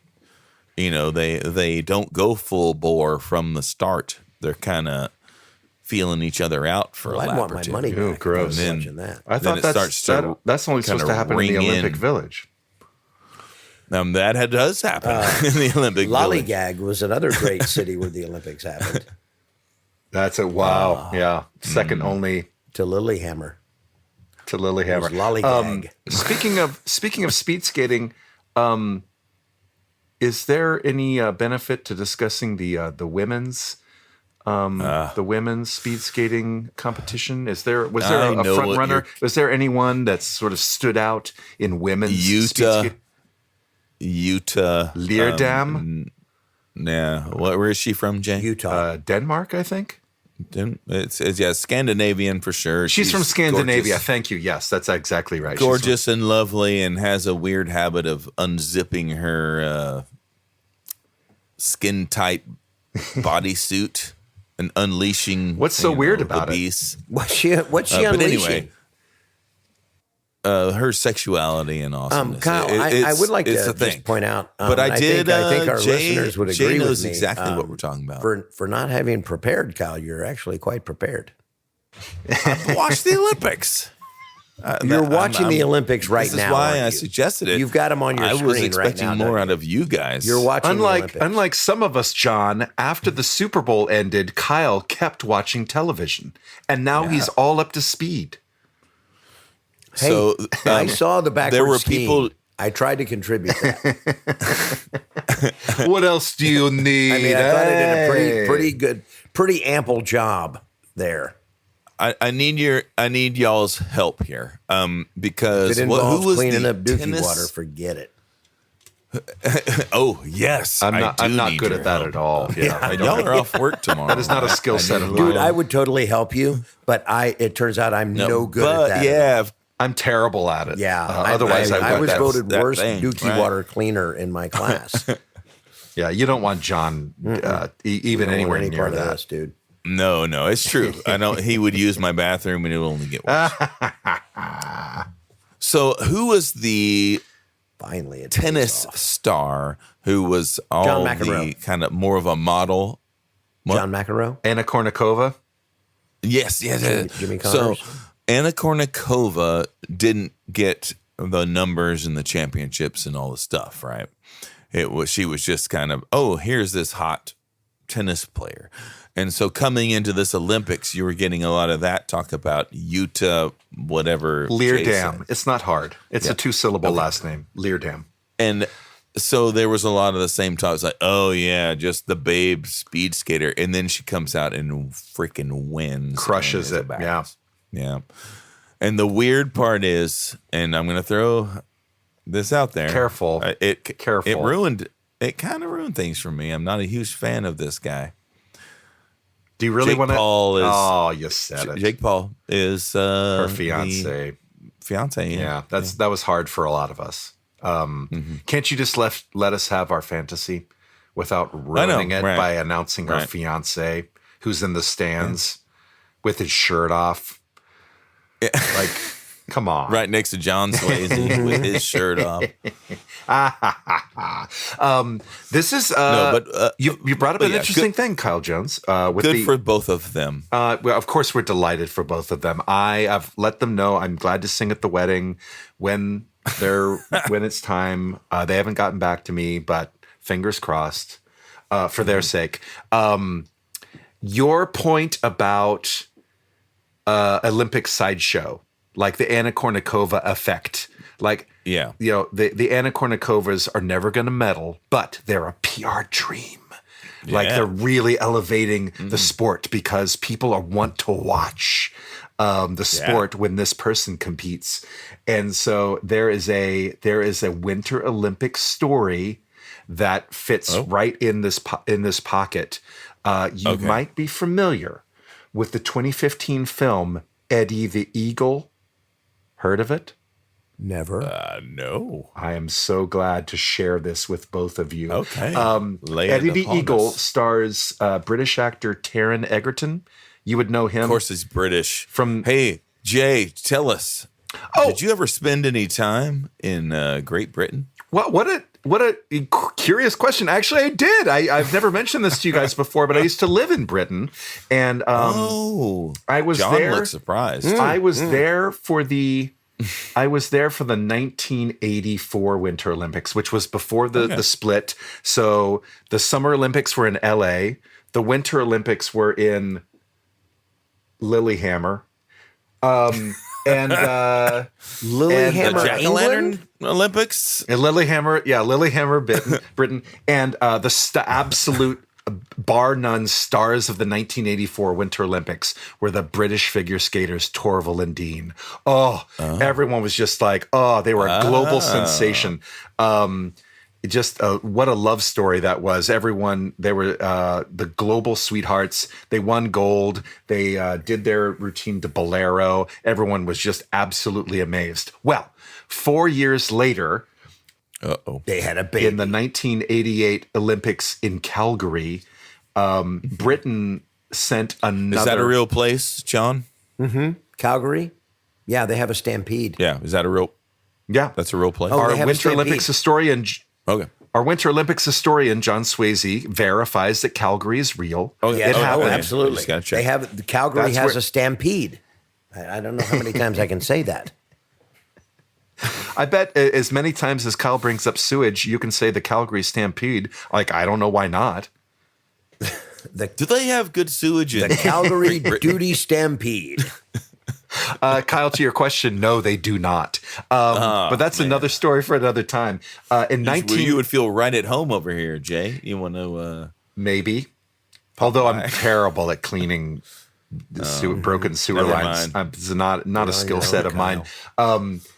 In 1988, Britain sent their only ski jumper. They did not have a ski jumping team, and this guy came out of nowhere, Eddie Edwards. He is so his parents named him Eddie, knowing that his last name was Edwards. Yeah. Actually, his name was Edward Edwards. In the movie, at some point they address him as Michael Edwards, and he's like, everyone calls me Eddie. So I don't know. I haven't seen his birth certificate. And what was the movie again? Eddie the Eagle. Research. Oh, it's the story of a soars like an eagle. Yes. Yeah. A notoriously tenacious British underdog ski jumper who charmed the world at the 1988 Winter Olympics. He came in dead last, but he was so so lovable and captured the heart of the world. He did. Britain had no ski jumper for like 50 years, and he was just this guy. He was just this nobody who was like, I want to be in the Olympics.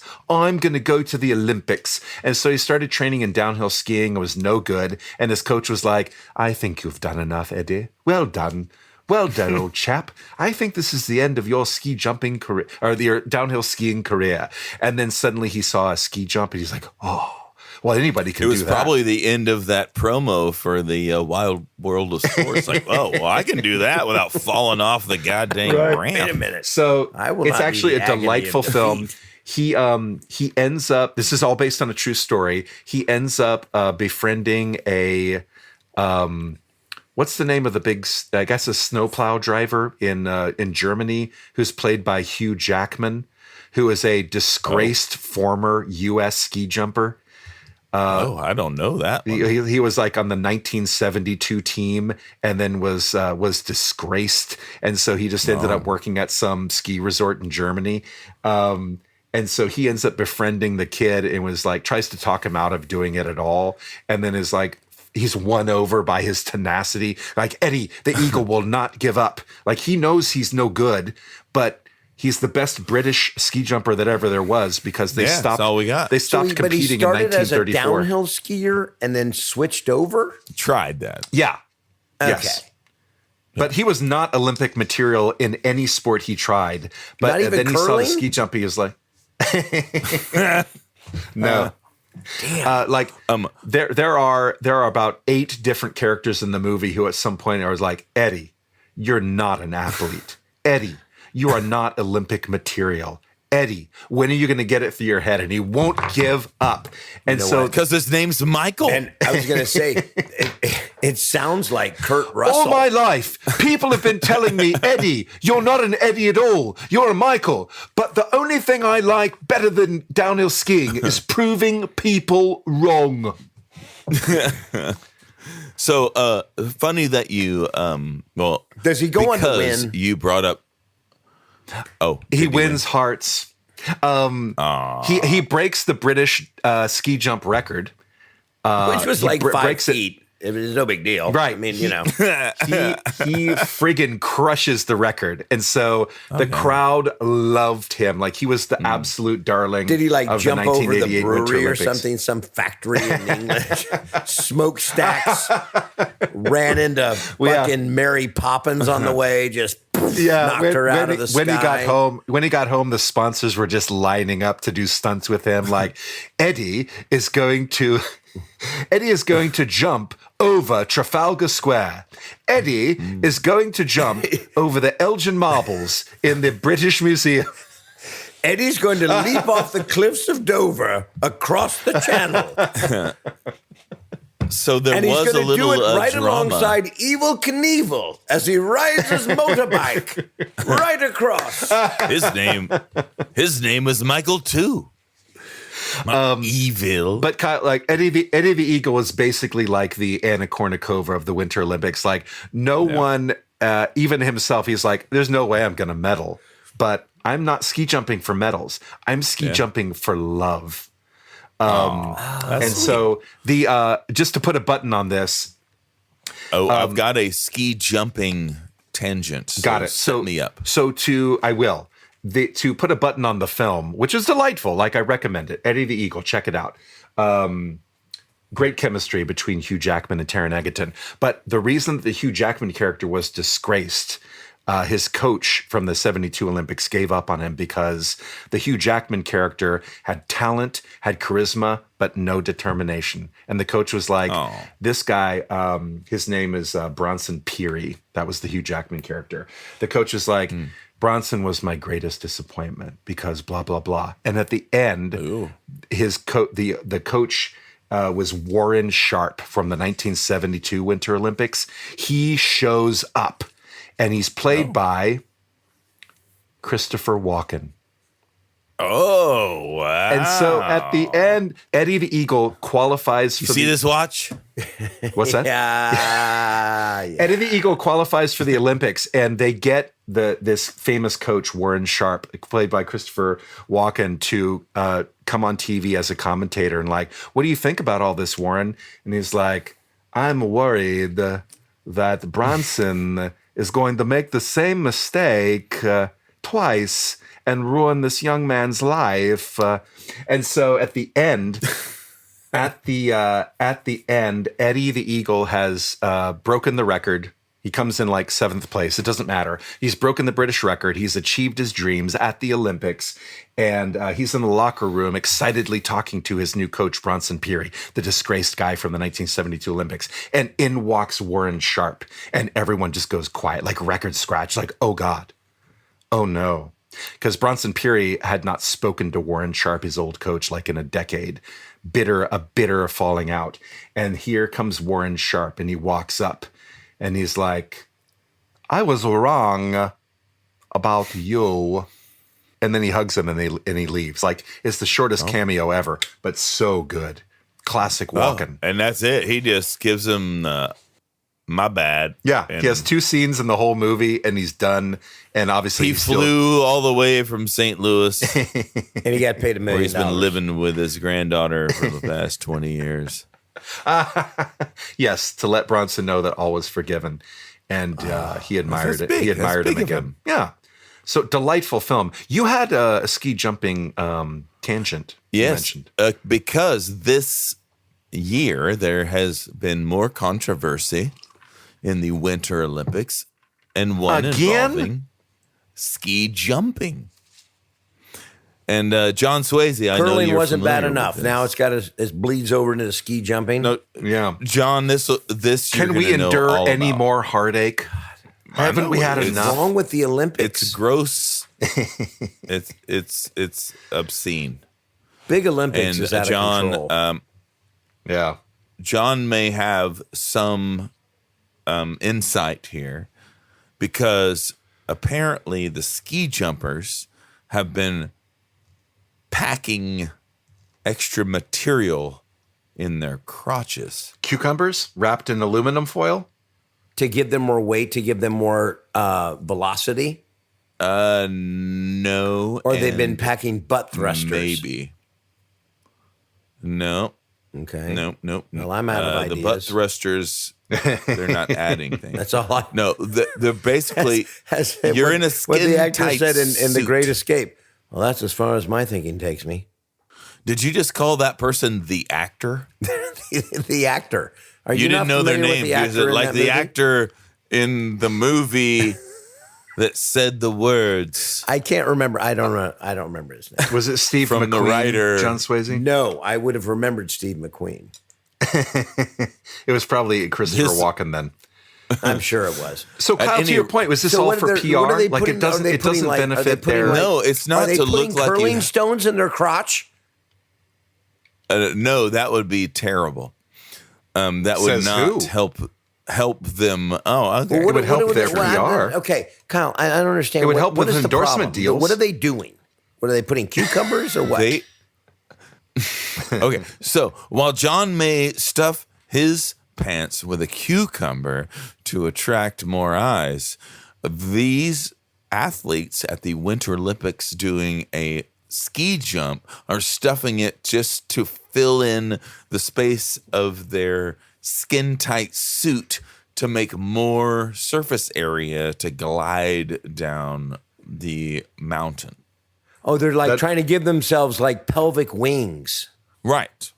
It's like taking your nutsack and really spreading out the scrotum. Like a flying squirrel. Yeah, like a flying squirrel. squirrel. Scrotal squirrel. Like a sugar glider? Scrotal squirrel. That's exactly it. Oh my God. What a flying controversy. Yeah, What a controversy. I've heard of better I controversy. mean, could you imagine if the ladies, if they did that? Like, No, they are doing that. the labia. the ladies are just- sticking cucumbers down their crotches too? Everyone just Everyone's spreading everything everyone out. wants a big, spread out Spreading it out. Oh, meat, God. getting those meat curtains and just hanging them out to dry. Oh my God. That's what dude. they need. That is crazy. Wow, You know so- what? If they were smart, what they would do is get really fat. Are you suggesting they're not smart because they're Is ladies? something smarter than No, I'm just saying. No. meat I curtains?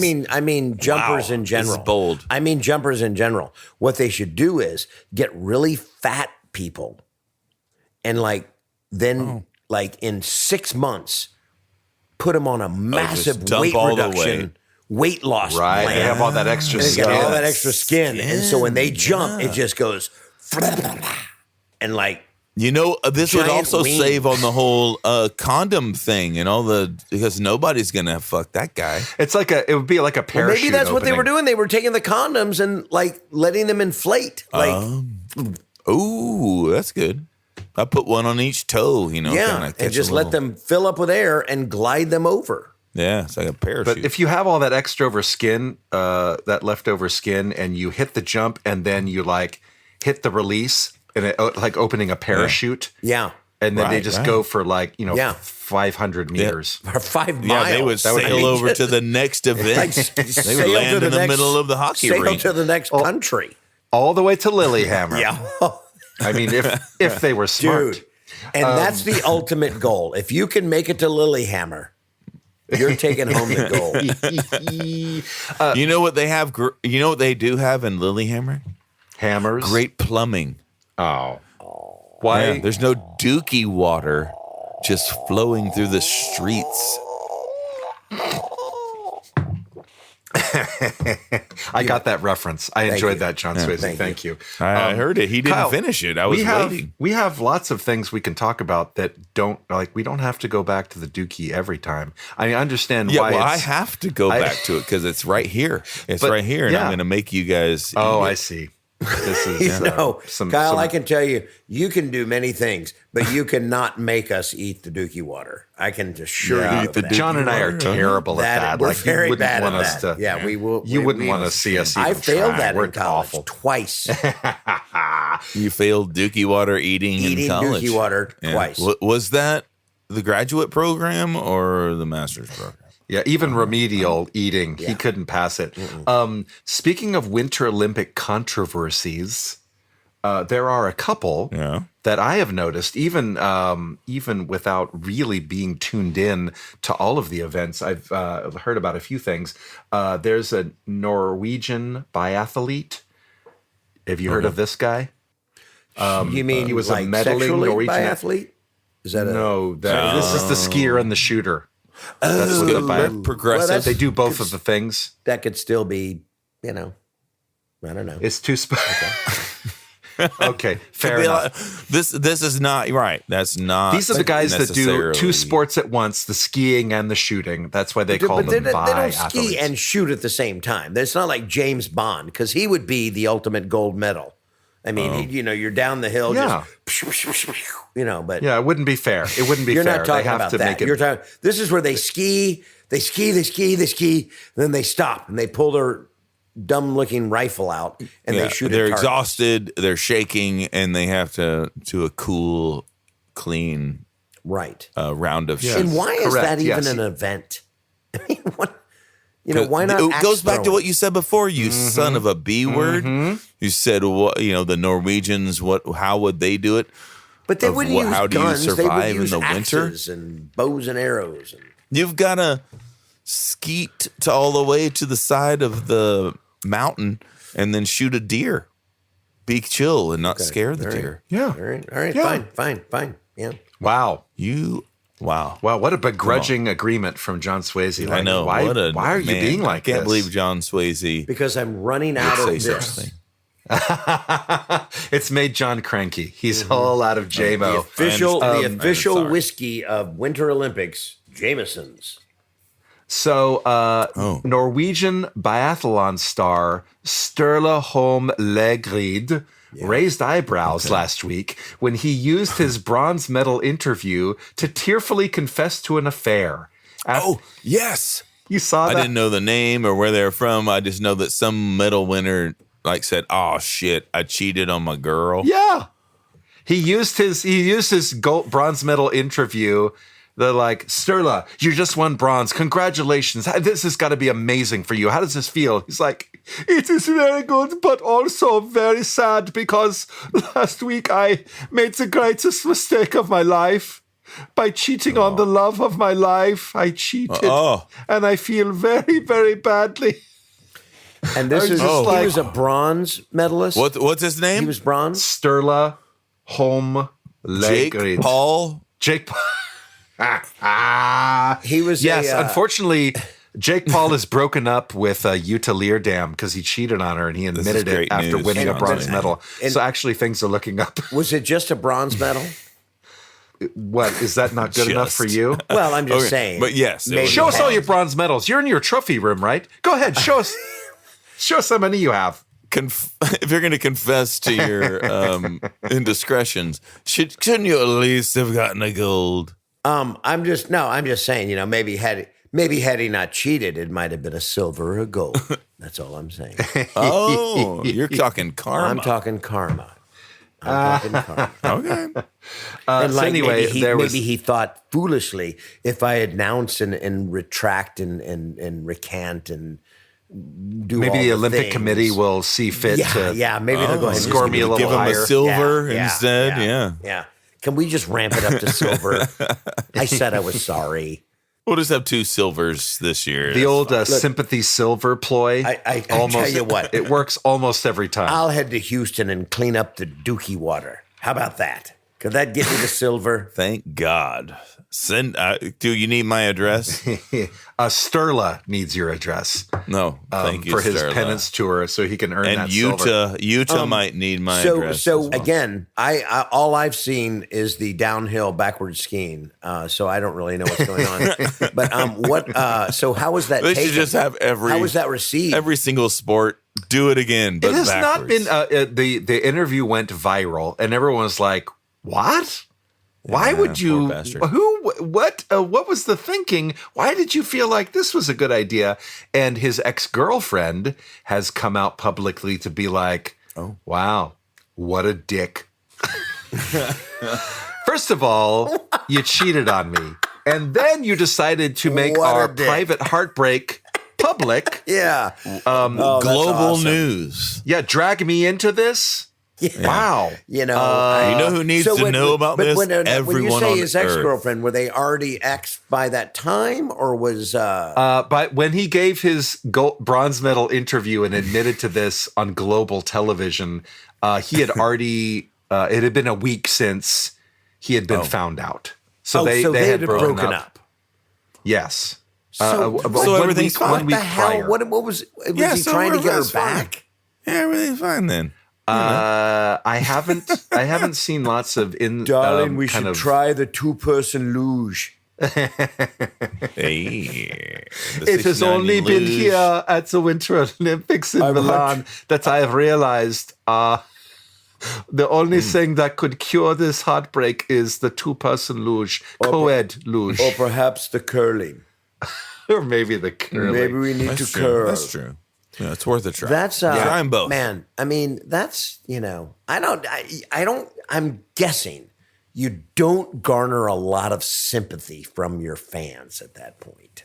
Yeah. From the Earth. He told the Earth. He really opened up on that. Good for him. Humanity. Right. He's awesome. Oh, he's doing his best. Man, come on, ease up on him. He's opened his heart. He's gone through a tough time after cheating on his girlfriend. He only won bronze. Did he cheat at the Olympics? I mean, the answer is yes, but did he cheat? There has been lots of accusations about me cheating in the biathlon, but I have only cheated on the love of my life. Yeah, I did. Yes, you're right, but it was just against Helga. I may have won a medal in the Olympics, but I've lost in love. All right. Lost in love. So there have been a couple other controversies at these Winter Olympics. Wow. I did a little Google search while you guys were gallivanting. Oh, that was thoughtful. Yeah, I know. And don't share those pictures. Why are there sexy people in the Olympics? Why is it like here are the 25 Here are the 25 hottest people in the Olympics? What are you even saying, John Swayze? Yeah, these are the athletes. You've completely lost the thread, John Swayze. Because that was back in the days of Kurt Gowdy and Wide World of Sports and the Agony of Defeat. No one was concerned about how sexy the athletes were. They were just, damn it, they're good athletes. Look at them. But now it's like, well, she may not have won, but she signed a deal with Playboy, and she is good to go. And we're actually tell them that we're Playboy actually doesn't more exist excited anymore. about that. No. Sports is sexy. I mean, these are athletes from. It doesn't have to be Olympics. It can be any sport. These are the healthiest of humans, and humans are attracted to. Are they health. really the healthiest of humans? I don't know. You tell me. I guess everyone has their own thing. John, what are you attracted to? Mm-hmm. Now we're talking. I'm attracted to you. Not the healthiest people, apparently. No. But I think we covered this earlier. I beat myself, so I don't need to worry about that. No, I was just curious. It's like, but it is like these are the sexiest athletes in the Olympics today. It's like, I mean, how does Helga feel? Like, or Therma, Thuma, or whatever. I mean, they're just like, I was poised to win, and I'm not sexy enough. I mean, it's like, you're putting in a world where we're like body shaming should be against the law kind of thing. We still go, but these are the sexiest athletes in the world. I should be against the law. Oh, I am against the law. But I agree with that. Now, finally, we have something we agree on. I'm just saying, man. Yeah. I'm just saying that, you know what? Let's put a 250-pound woman figure skater out on the ice. Let's see what she does, and let's celebrate that. Oh, okay. I mean, I'd watch it. Don't get me wrong. I would watch the hell out of that. It would be amazing. And, by the way, inspired by you, John, to do a Google search in the middle of the episode, I too just checked up on something. We were talking earlier about male speed skaters and the enormous thighs. The guy I was thinking of was U.S. speed skating champion Dan Jansen. Dan Jansen. Enormous. I remember that name. As big as your waist. That name. Yeah. Yeah. Dan Jansen. I remember Kyle Rote. John knows the name Kyle Rote Jr. Rote Sure. Jr. Soccer player. Yeah, so do I. And- we all went to soccer camp with Kyle Rote Jr. And got a picture with him with his thighs as big as our shoulders. He wears a 42 long jacket on his thigh. On each thigh. He wears a 42 long. What is He has Jay 3 knows jackets way he too wears. much about this. I know a lot about it because I listened to the Bottom of the Barrel podcast where you all have talked about this at length. I'm the guy that actually listens to those episodes. It's me. Jay, did you ever spend any time in Great Britain? Oh, how interesting you should ask. Actually, I did. I've never mentioned this on the pod, but Oh my God. Hey, Jay, has there ever been a Yes. ski jumper from Great Britain? I don't know why you're yelling at me right now, but it does remind me to tell you about another Winter Olympic controversy. This very year in Milan, Italy. What's going on with the Winter Olympics? What is the deal? What's the with the deal? Winter Olympic? I mean, It's like it's cold there all the time. I mean, Milan is known for its fashion. What's going on with the Olympics? I'm trying to make a hat. What's John putting on his head? It looks like a sock. I hope it's a sock. Oh, it's a tea cozy. It's a Which you knitted got from condom. Go on. It's a knitted condom. Oh, Yeah. that's That's the for a very girthy but short piece of equipment. Well, kind of, yeah. Okay. Again, Listen, you'll it's have the to tune width. into our Patreon to find that out. I don't sit in judgment. Go to the Bottom of the Barrel OnlyFans to see where John puts his knitted condom. There has been a controversy this year at the Winter Olympics about broken medals. Has anyone heard anything about this? no, but wait. Broken medals, like people are No, smashing please, their talk. medals. Kind of, yes. That they're not like Kind of, handling yes. them with. Sort of. It's kind of a problem with the manufacturing of the metals, but also with the treatment of the metals. There's a little bit of operator error. They're not made There of is onyx. Are they saying that the gold medals aren't gold? No. That's not the problem. It's just like how the ribbon attaches to the metal itself is like not The ribbon, the little clasp is breaking. right. The structural integrity of the connection part is having a problem. That's Alyssa Liu man. is on the women's U.S. women's figure skating team. She's And I apparently a believe big she's star. listed as one of the 25 hottest people in the Olympics right now. Oh, so okay.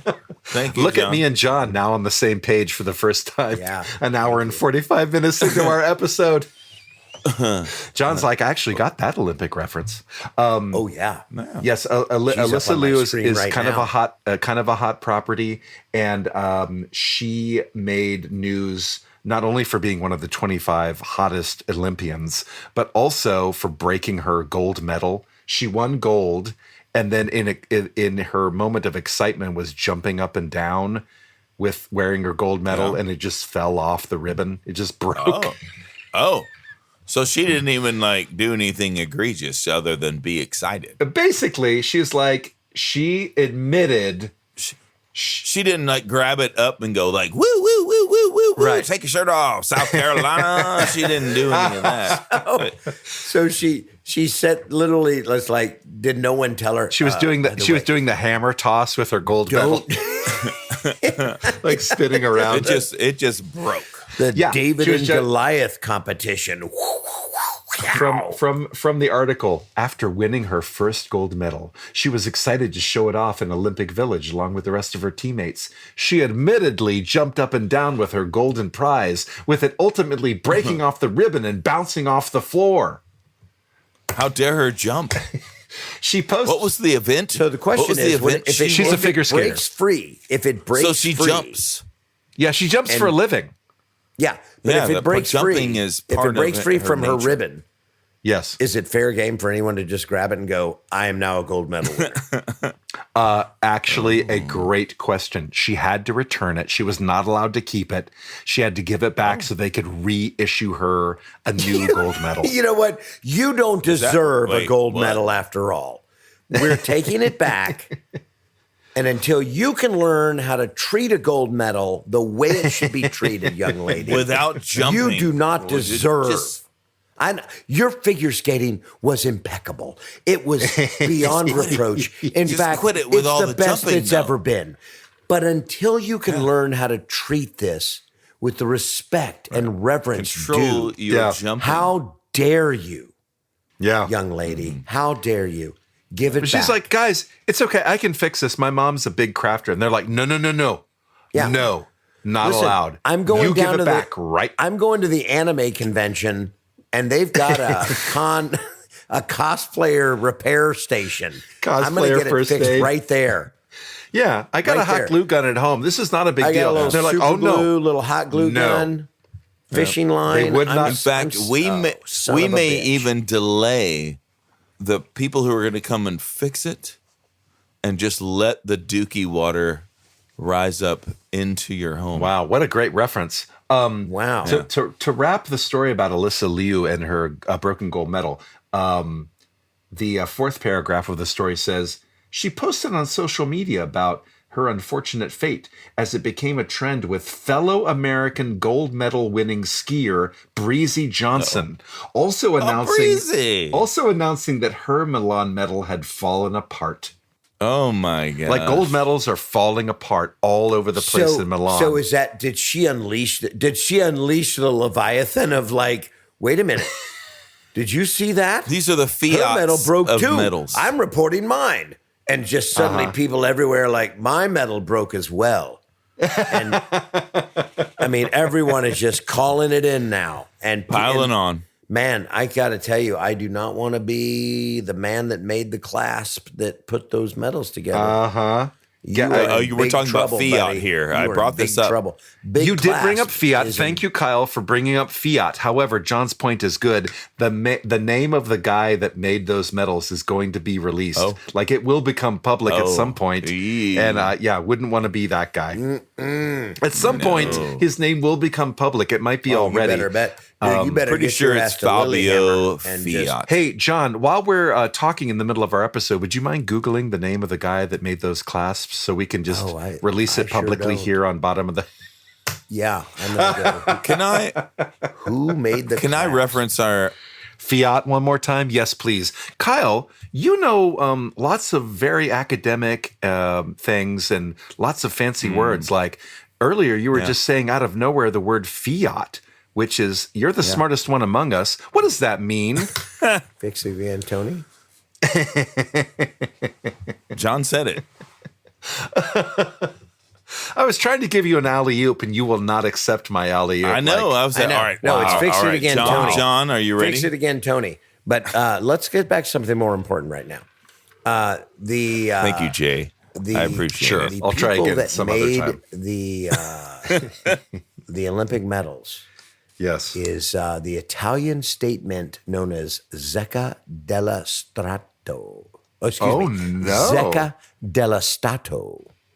Stato, not Yes. strato. Not Okay. Strato, Stato. And had it been Strato, they might not have failed. Right. But I don't Might know. not have fallen apart. Yeah. But yeah, their name is now mud. Their name is now synonymous with fiat. So It's almost like baseball mud. no. We were referencing baseball mud earlier Yeah, when but Kyle was talking about his that's not- sewage problems. Yeah, we got. Remember, yeah, there's but I mean, Dookie smell. No. Happening but right these guys, now These in guys my made world. the medals. They made the clasp. They made everything. And their clasps have failed. Yeah, here's where you're confused, Jay. Baseball mud is good, but when your name is mud, that's a different kind of mud, Correct. which is not No, good baseball mud. Now, Jay, baseball mud, what I was referring to is when you make a baseball, it is rubbed with mud from a river, a particular river. I think it's in New York or something like that. Sure it I'm is. not You sure. bet. But no, it really is. Every baseball is rubbed with this mud. And if it's not, it is not an official MLB baseball. Yeah. Certainly not used in the Winter Olympics. That's cool. I picked up that part. We mentioned mud 2 times within an hour and 45 minutes. So I was like, wouldn't it be fun to reference back to that other mention of mud? And apparently it wasn't fun at all. No one liked it. No, I made a huge gone with mistake. curling. Fix it again, Tony. Hey, what's a Fiat? It's a car, and they named it for Fix It Again, Tony, because it breaks down all the time. You know what I mean? Everybody in Italy is Remember, named those Tony. mud spelled backwards is dumb.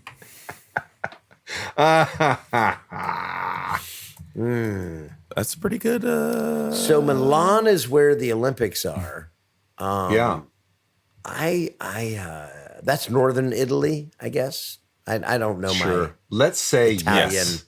Italian No, geography. yes. That's northern. Yeah. The mountains are in northern it's in Italy. the Alps, They're right? down. That's the part of boot is down in the The Mediterranean. Italian Alps. That makes the sense. Italian Alps, the Swiss Alps. Yeah. Part of On the they're all the northern Alps. border. I mean, On the northern border of Italy is Switzerland, Austria, and Liechtenstein. So yes, the northern part. Milan is one of the most northern big cities of Italy. So yeah, it how all many makes sense. Alps are That there? would be-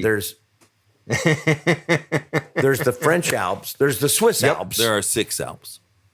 the Swiss there's Alps the- are the most famous ones. Right. The Switzerland There's probably has the Italian most of the Alps. French Alps. And the Austrian Alps, and then I wonder about Liechtenstein. Let's have a look. God, that Yeah, sure where is did tiny. where did the Von Trapps sing? Was that the Austrian Alps? It was Austrian Alps, yeah. Okay. Good night. Good night. And that's how we end the episode, folks. Night. Good night, everybody. Well, we did it. We finally hit bottom. I knew we would. Thanks, everybody. If you'd like to learn more about this finely distilled product, visit bottomofthebarrelpodcast.com, where you can find our previous episodes, merch, and even some Patreon options. If you want to tell us how smart we are or how stupid we are, or if you have a topic you want us to dive into, hit us up on our socials. Bottom of the Barrel Podcast is on Instagram, X, and YouTube. Special thanks go out to our audio production guru, Dave Lasco, our beloved manager and punching bag, Olivia Swayze, and Jonathan Benjamin. Take care.